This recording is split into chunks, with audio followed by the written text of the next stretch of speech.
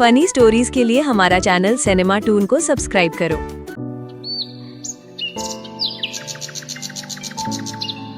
जीवन नगर के गांव में मोहन नाम का एक शख्स रहता था। वो अपनी बीवी और एक बच्चे राजू के साथ जिंदगी बसर कर रहा था। वो गांव में लोहार का काम करता था, लेकिन किस्मत जैसे उस पर मजाक करती हो, उसके घर के हालात कभी ठीक न हुए। एक दिन जब वो घर से काम की तरफ निकला तो उसकी बीवी ने कहा, आप आग भी काम पर जा रहे हैं, लेकिन घर में खाने को कुछ नहीं, न ही आटा है और न ही घी। इतने में राजू बाहर से घर आया और बोला, अब्बा जी कई दिन हो गए हैं हमने कुछ भी अच्छा नहीं खाया, आप आज कुछ अच्छा ले आएं ताकि हम सब मिलकर खाएं। बीवी और बेटे की बातें सुनकर वो चुपचाप घर से बाहर निकल गया। रास्ते भर वो यही सोचता रहा कि क्या मेरी जिंदगी हमेशा ऐसे ही गुजरेगी? क्या मैं कभी अच्छे कपड़े नहीं पहन सकूंगा? क्या मेरे बेटे और बीवी कभी सुकून नहीं देख सकेंगे? मोहन सुबह से दुकान पर बैठा था, लेकिन कोई ग्राहक न आया। इतने में गांव के चौधरी दुकान पर आए और बोले, क्या बात है मोहन, इतने उदास क्यों हो? क्या बताऊं चौधरी जी, सुबह से दुकान खुली है लेकिन कोई ग्राहक नहीं आया। अब तो खुदा पर ही भरोसा है। इतनी देर में गांव का एक आदमी मरूज वहां आया। चौधरी साहब, इसको तो अब आप गांव से निकाल दें। चौधरी साहब, ये शख्स हमारे गांव के काबिल ही नहीं। इसकी बदकिस्मती, नालायकी और कम आमदनी की नहुसत कहीं ना कहीं हम सब पर आफत बनकर टूट सकती है। बेहतर है अब फौरन एक पंचायत बुलाएं और इसका फैसला वहीं करके इसे गांव से निकाल बाहर करें। इस जैसे लोग सिर्फ गांव का बोझ हैं। शाम ढलने के बाद मोहन ने अपनी दुकान बंद की और आहिस्ता आहिस्ता घर की तरफ चल पड़ा। रास्ते पर उसके दिल में एक ही ख्याल कुल बुला रहा था, पता नहीं आज पंचायत में मेरा क्या फैसला होगा। शायद मेरी फूटी किस्मत के बायस वो लोग मुझे गांव से निकाल दें, फिर मैं कहाँ जाऊंगा? वो अपने ही ख्यालों में डूबा जा रहा था। गम से बोझल दिल में एक के बाद एक सवाल उभरता। मैं तो पहले ही इतना गरीब हूँ, मेरे पास रहने को सिर्फ ये छोटी सी झोंपड़ी है। अगर ये भी छिन गई तो मैं किस दर पर जा बैठूंगा? घर पहुंचने का सोचकर उसकी परेशानी और बढ़ गई। बीवी फिर यही पूछेगी कि आज कितना कमाया, और मेरे पास तो एक पैसा भी नहीं। बेटे ने भी सुबह फरमाइश की थी कि अब्बा कुछ खाने को ले आना, और मैं खाली हाथ जा रहा हूँ। मोहन की आंखों में नमी भर आई। दिल ही दिल में बोला, अब तो मेरी फूटी किस्मत पर सिर्फ खुदा ही रहम करेगा। घर में दाखिल होते ही मोहन की बीवी ने परेशान होकर पूछा, क्या बात है, आप इतने उदास क्यों नजर आ रहे हैं? क्या बताऊं, आज गांव वालों ने पंचायत रखी है और वो भी मेरी खोटी किस्मत की वजह से। पता नहीं वहां मेरा क्या फैसला होगा। कुछ लोग तो दुकान पर ही कह रहे थे कि ये झोंपड़ी वाले को अब गांव से निकाल देना चाहिए, इसकी फूटी किस्मत है। अब तुम ही बताओ मैं क्या करूं? जब भी मैं कुछ पैसे जोड़ने लगता हूँ, कोई ना कोई मुसीबत आ खड़ी होती है। पिछली बार बड़ी मेहनत से कुछ जमा किया तो अचानक बीमारी आन पड़ी और सारी रकम इलाज में लग गई। फिर दोबारा कुछ पैसे इकट्ठे हुए तो बच्चों की फीस देने का वक्त आ गया, वो भी सब निकल गए। अब तो यूं लगता है जैसे मेरा नसीब ही मेरा दुश्मन है। मोहन की आंखों में थकन और बेबसी साफ झलक रही थी। उसने आहिस्ता कहा, अब तो एक ही बात समझ आ रही है, मैं थक गया हूँ। न मेहनत काम आती है न दुआएं। पता नहीं पंचायत में मेरे बारे में क्या फैसला होगा। मोहन की बात सुनकर उसकी बीवी ने उसके कंधे पर हाथ रखा और नर्म लहजे में बोली, ऐसी बातें मत करो मोहन, किस्मत को बुरा मत कहो। जो दुख हैं वो सब वक्ती हैं। देखो, हमने पहले भी मुश्किल वक्त देखे हैं और हर बार किसी न किसी तरह गुजर गया है। ये भी गुजर जाएगा। हमारा बच्चा हमें देख रहा है, वो हमसे हिम्मत सीखेगा। अगर तुम हार मान लोगे तो उसके दिल में भी डर बैठ जाएगा। हिम्मत रखो, कल पंचायत में जाके सच बोलो। सच्चाई और मेहनत कभी जाया नहीं जाती। शाम के वक्त मोहन दिल पर हजारों बोझ लिए पंचायत में जा पहुंचा। गांव के सब बड़े लोग वहां बैठे थे और बीच में चौधरी अपनी मसनद पर गंभीर चेहरे के साथ। हवा में सन्नाटा छाया हुआ था। चौधरी ने सबकी नजरें अपने ऊपर जमा देखी और फिर फैसला सुनाया, मोहन, हम सब ने मशवरा करके ये तय किया है कि अब तुम इस गांव में नहीं रह सकते। तुम्हारी बदकिस्मती और तुम्हारी गरीबी हमारे गांव के लिए मनहूस साबित हो रही है। हमें डर है कि एक ना एक दिन तुम्हारी बेबरकती की वजह से हमारा पूरा गांव किसी बड़े नुकसान में ना पड़ जाए। इसलिए हम सब ने मिलकर फैसला किया है कि तुम अपनी बीवी और बच्चों को लेकर फौरन इस गांव को छोड़ दो। ये अल्फाज मोहन के दिल पर गोया बिजली बनकर गिरे। उसकी आंखें नम हो गई, हलक में आंसुओं का कड़वा घूंट अटक गया। उसने नीची नजरें किए जमीन को तकते हुए सोचा, क्या मेरा जुर्म सिर्फ गरीब होना है?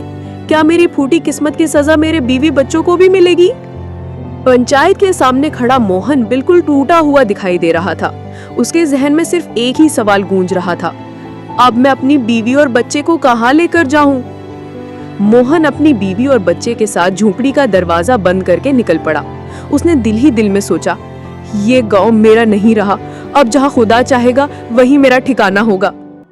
तीनों खामोशी से जंगल की तरफ बढ़ने लगे।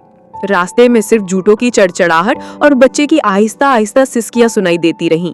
उनके पास घर का सिर्फ थोड़ा सा सामान था, लेकिन दिल में फैसला पक्का कर लिया था कि अब जिंदगी जैसी भी है जंगल ही में गुजार लेंगे। मगर जंगल में जो हुआ, एक तेज रफ्तार शेर एक नाजुक सी हिरन के पीछे भाग रहा था। मगर ये हिरन आम हिरन जैसी ना थी। इसके बदन पर चांदनी की तरह झिलमिलाते धब्बे थे और इसकी आंखों से ऐसी रोशनी निकल रही थी जैसे किसी ने 2 जुगनू इसके अंदर कैद कर दिए हों। वो बिलाशुबा एक मायावी हिरन थी। शेर दहाड़ता हुआ उसके करीब पहुंचा ही चाहता था कि हिरन अचानक एक बड़े दरख्त की आड़ में छुप गई। शेर अंधाधुंध आगे निकल गया और गायब हो गया। मोहन का दिल जोर जोर से धड़कने लगा। उसने डरते डरते कदम बढ़ाए और दरख्त के पीछे झांका। वहां वही मायावी हिरन खड़ी थी। उसकी आंखों में खौफ था, मगर साथ ही एक अजीब सी मुस्कुराहट भी। मोहन ने कांपती आवाज में कहा, तुम कौन हो और कहां से आई हो? मैं इस जंगल की रानी हूँ। मेरा नाम चांदकली है। मुझे आम लोग नहीं देख सकते। तुमने आज मुझे देखा क्योंकि तुम्हारा दिल सच्चा है और तुम दुख झेलने के बाद भी हारे नहीं हो। शेर मेरा दुश्मन है, वो मुझे हमेशा खाने के लिए दौड़ता है, मगर खुदा ने तुम्हें मेरे पास भेजा है। तुम्हारी जिंदगी अब बदलने वाली है। दूसरी तरफ जीवन नगर की राजा शेर सिंह की जिंदगी गमों में डूबी हुई थी। उसकी इकलौती बेटी नीलम कुम्हारी कई बरसों से सख्त बीमारी में मुब्तला थी। राजा ने अपनी दौलत, अपनी ताकत, सब कुछ लगाकर बड़े बड़े हकीमों और तबीबों को बुलाया, मगर नीलम कभी सेहतयाब न हो सकी। राजा की रानी भी अपनी बेटी की बीमारी का सदमा सहते सहते दुनिया से रुखसत हो चुकी थी। अब महल की फिजा वीरान और राजा का दिल टूट चुका था। उसकी सारी ख्वाहिश बस यही थी कि बेटी एक दिन ठीक हो जाए और वो उसे खुशियों के साथ रुखसत करे। एक दिन महल के दरवाजे पर एक नूरानी बुजुर्ग नमूदार हुए। उनकी आंखों में अजब रोशनी थी और चेहरे पर सुकून का समंदर।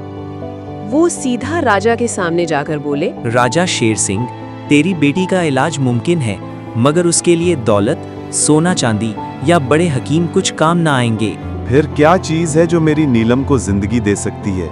जब एक मायावी हिरन के आंसू और एक गरीब और जरूरतमंद इंसान के आंसू जमीन पर इकट्ठे गिरेंगे तो वहां से एक खुशबूदार पौधा उगेगा। उस पौधे के फूल में वो शिफा है जो नीलम को नई जिंदगी दे सकती है। ये कहकर बुजुर्ग जैसे आए थे वैसे ही गायब हो गए। उस दिन के बाद से राजा शेर सिंह हर रोज जंगलों की खाक छानता, मायावी हिरन को ढूंढता और साथ साथ एक ऐसे इंसान की तलाश करता जो गरीब और जरूरतमंद हो। लेकिन बरसों बीत गए, राजा को ना वो हिरन मिली ना वो इंसान। एक दिन राजा शेर सिंह शिकार के लिए निकला। घने जंगल में घूमते हुए उसकी नजर एक अजीब मंजर पर जा ठहरी। एक दरख्त के नीचे एक आदमी, वो था मोहन, अपने बीवी बच्चे के साथ बैठा था। उसके करीब ही वही मायावी हिरन मौजूद थी। हैरत की बात ये थी कि वो हिरन मोहन के साथ खेल रही थी। राजा शेर सिंह घोड़े से उतरा और सीधा मोहन के पास जाकर बोला, तुम लोग इस जंगल में क्या कर रहे हो? यहाँ बहुत खतरा है। और ये हिरन तुम्हारे पास कहाँ से आया? जितनी मर्जी कोशिश कर लो राजा शेर सिंह, ये हिरन मैं तुम्हें नहीं दूंगा।